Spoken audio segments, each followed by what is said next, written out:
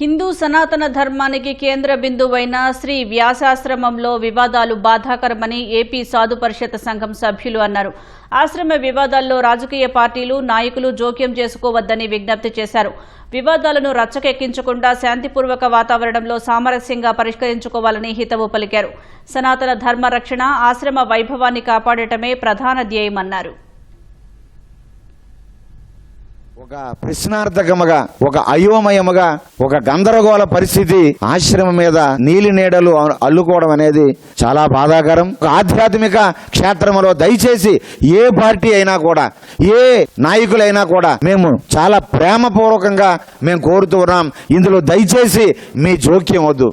దయచేసి ఆంధ్రప్రదేశ్ సాధు పరిషత్తు రాజకీయ జోక్యాన్ని ఎట్టి పరిస్థితిలో కూడా మేము అంగీకరించేది లేదు. ఏవైనా సమస్యలుంటే మేము కూర్చొని మాట్లాడుకుంటాం. మరొక్కసారి నొక్కి వక్కానిస్తూ ఉన్నాం. మహత్తు కలిగినటువంటి వ్యాసాశ్రమంలో అవినీతి జరుగుతుందని ఇలా మాట్లాడుతున్నారు.